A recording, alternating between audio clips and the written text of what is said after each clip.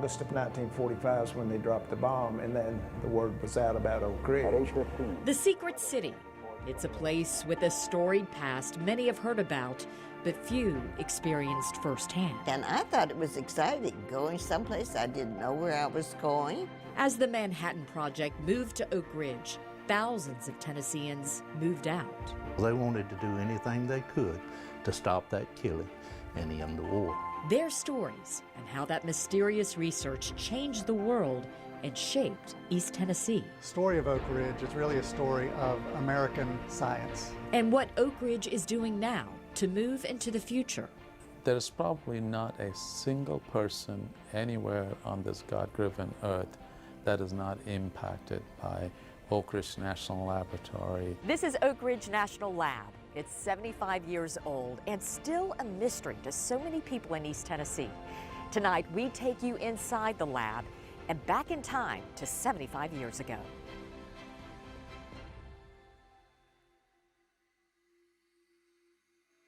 It's a story of how America did something that no one else in the world could do by bringing together the scientific community, academia, industry, the military, and government to harness the atom.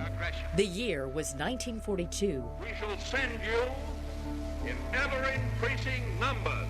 And the world Planes, was at tanks, war. Guns. That is our purpose and our pledge.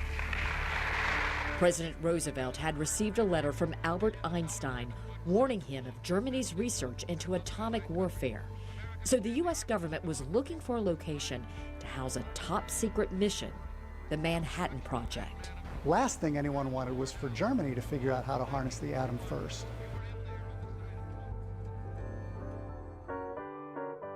With some help from Tennessee Senator Kenneth McKellar, the Secret City landed here in East Tennessee. Oak Ridge wasn't even on a map. People didn't even know where Oak Ridge was. They just said, go to Knoxville and ask. So they said, we're moving. And I asked them where, and they said, well, I can't tell you where we're going. But I said, I'm going with you. Thousands of workers poured into East Tennessee, eager to help with the war effort. That was the mentality back then. We want to help win the war. So everyone was looking for what they can do. The Manhattan Project brought thousands of people to Oak Ridge in just a few years, but that rapid growth had its downside. This was a rural town. There was nothing here when I came, you know. And so I wouldn't step in that mud, so the cab driver carried me inside. The mud was from the rapid construction of homes, commercial buildings, and offices, all to support the war effort. Hired to document the town's dramatic transformation, Ed Westcott. They wanted someone here to take photographs of what they knew was going to be a very historic operation. And he had plenty of changes to document. In 1942, about 3,000 people lived in this area that would become Oak Ridge. They lived spread across about half a dozen communities. But the government came in and told them to get out, and they left everything behind. The new Bethel Baptist Church is one of the few buildings still standing. Many of them didn't have automobiles. They didn't have trucks to move their belongings. What they did have is young men in the military getting killed. So they got off of their property. Many of them, in a matter of days, make room for the Manhattan Project. For some people, it wasn't the first move. Some had already been relocated first for the creation of the Great Smoky Mountains National Park in 1934. Then for the construction of Norris Dam in 1936. Don't you know they thought the government just comes along every 10 years and makes us move? Once construction began, it was a race to figure out the best way to harness the atom. All this science was new. It was happening in real time. The scientists were debating among themselves whether this would even work. In Oak Ridge, scientists worked nonstop at 3 sites, K-25, Y-12, and X-10. This was the center of activity in the 1940s, the X-10 graphite reactor. It was built in just 9 months. It went critical at 5 o'clock in the morning on November 4th, 1943. X-10, which would later become Oak Ridge National Lab, was the smallest of the 3 facilities. Its experimental graphite reactor was the first permanent nuclear reactor in the world. When the K-25 gaseous diffusion plant was built, the monstrous U-shaped building was one of the largest buildings in the world. The uranium enriched at K-25 then went to the third facility, Y-12. There, more than 20,000 workers took uranium from K-25 and other facilities and used calutrons to separate and capture uranium isotopes, which fueled the first atomic bomb. The amount at full production that Y-12 was producing was about a half pound a day. While producing about a half pound a day, Y-12 was consuming about 15% of the nation's electrical grid. Y-12 was also home to the women who became symbols of the Oak Ridge War effort, the Calutron girls. Most of them had no clue how their work would change the world. You're going to do this job and you know nothing, and you don't know the product, and you don't know what's inside your cubicle. It's trial and error. That trial and error helped create something that the world had never seen before. At 9:15, the bomb is dropped. August 6th, 1945. Little boy dropped on Hiroshima, ending the Second World War. And suddenly, the secret city was secret no more. Then you knew what a magnitude of material you were working with, and I think you would have been frightened if you had any clue. More than 140,000 people died, and Japan was devastated. But here in East Tennessee, people were rejoicing. I remember vividly. It was just an exciting time. There was also a very sobering realization about the fact that this bomb was this terrible new weapon, and it can't be ignored that people realized the gravity of what they had done, and the ramifications would be felt for the next 75 years. We still today, as a country, are trying to make sure that we handle this knowledge responsibly.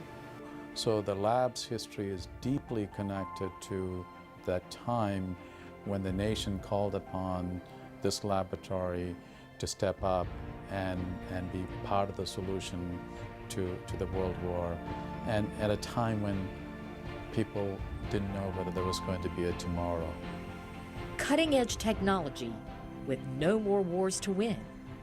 The question after the war was, what would we do with this amazing machine, the graphite reactor? How Oak Ridge moved into the future following the war, and how it continues to evolve today.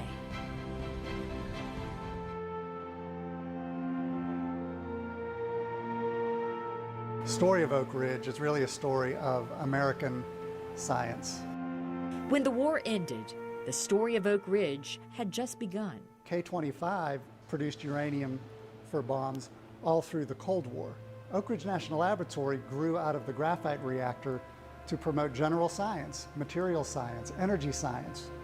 And while the nuclear weapons were viewed as vital for national security, especially during the Cold War, it wasn't always certain that ORNL would survive.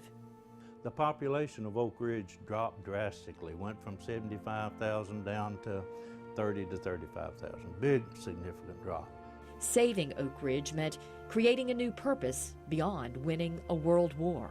A gentleman by the name of William Pollard, who was a professor at the University of Tennessee, took it on his own to see what could be done to form an Oak Ridge National Laboratory. The politics were such that there wasn't a lot of interest in putting a national lab down in the rural East Tennessee.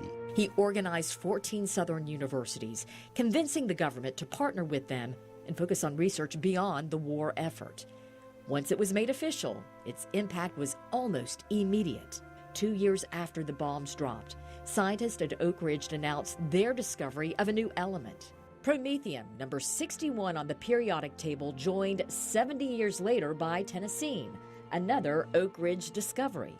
We certainly were pioneers in nuclear science and engineering, but most of our portfolio is in other areas, such as supercomputing, advanced materials, and the physical sciences, chemistry, physics, biology. Bill and Leanne Russell started one of the world's most prestigious mouse genetics programs called the Mouse House at Y-12.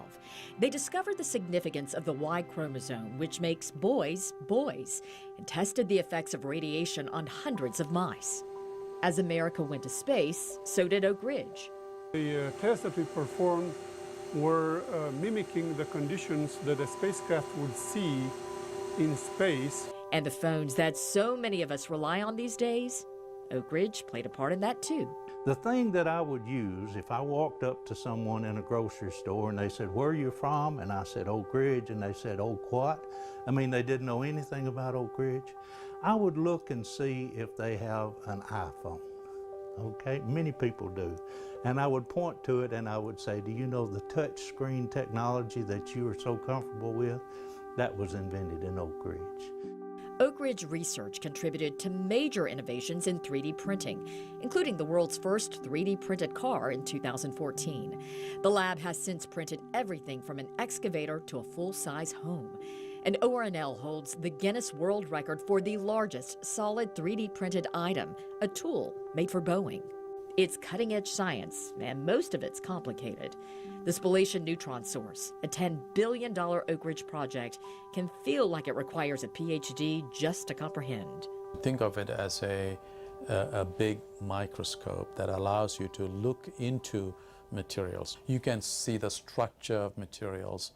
It has translated into better understanding of how materials behave. It's amazing cutting-edge work that no one else is working on. But the work is not without controversy. Starts now.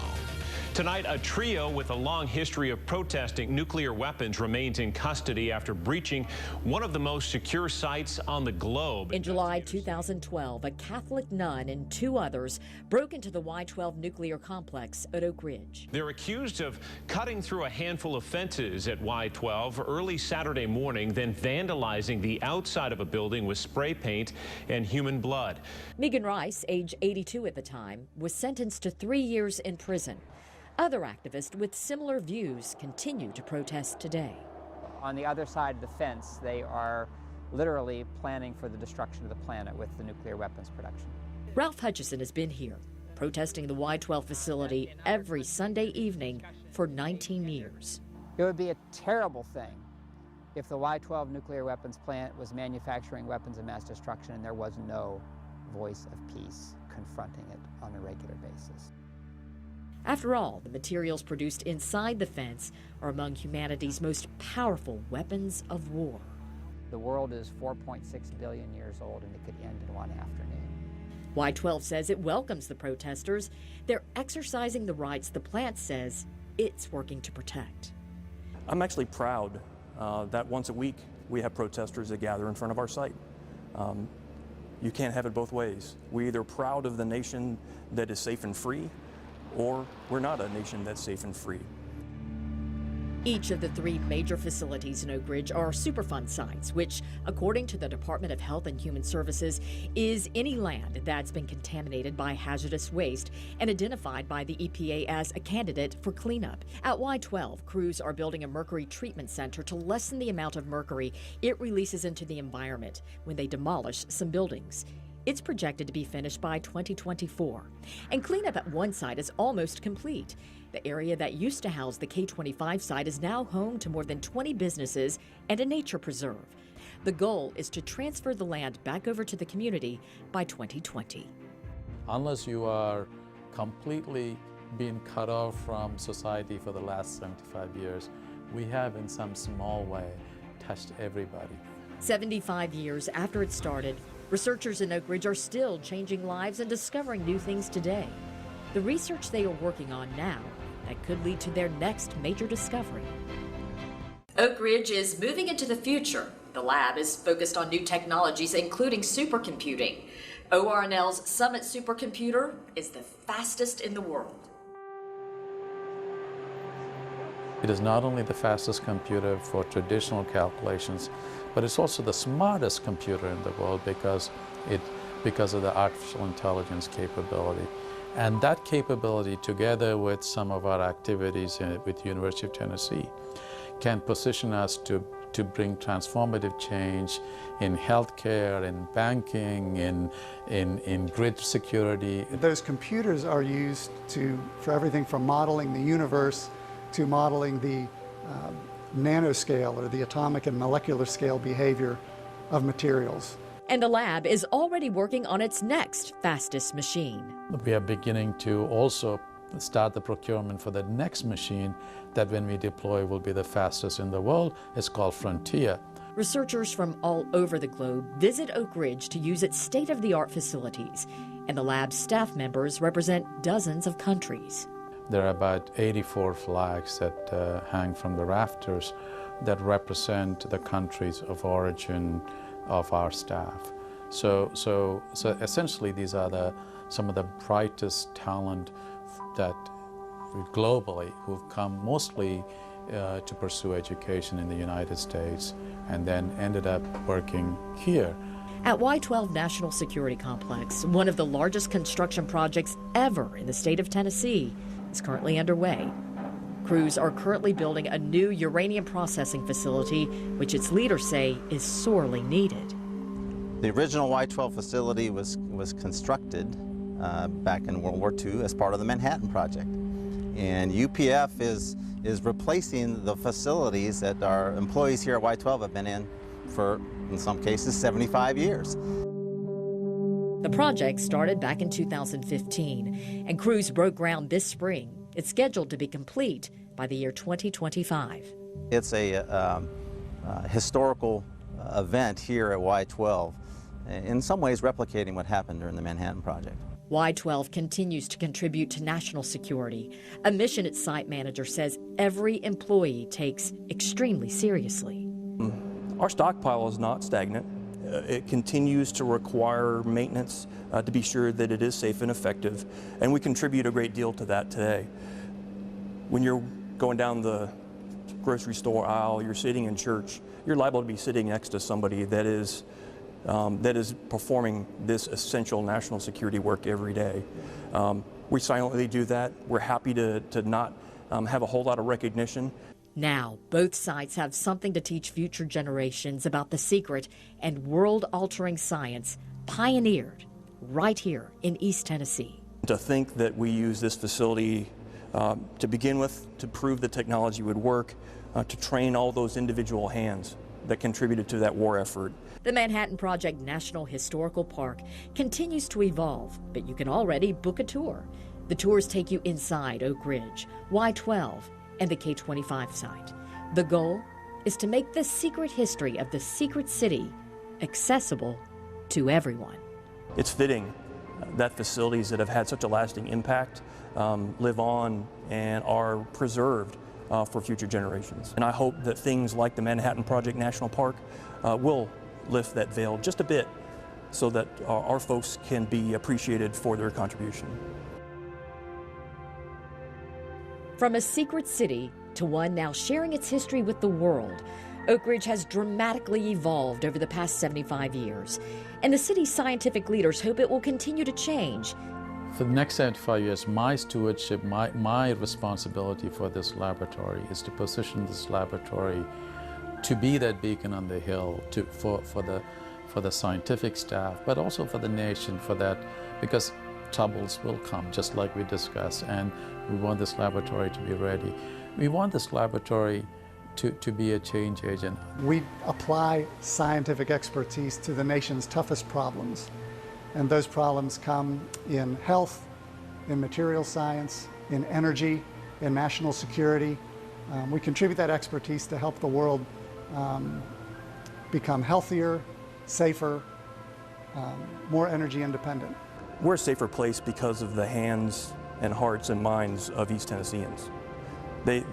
We don't talk about it in that frame, but I feel that deeply, that we have a contribution here that few areas in the country can claim. It's a story of both deep sacrifice by people who had to leave from this place to make way for this important government project, but also scientific talent, people that you read in the history books, coming here and making a difference and winning the war.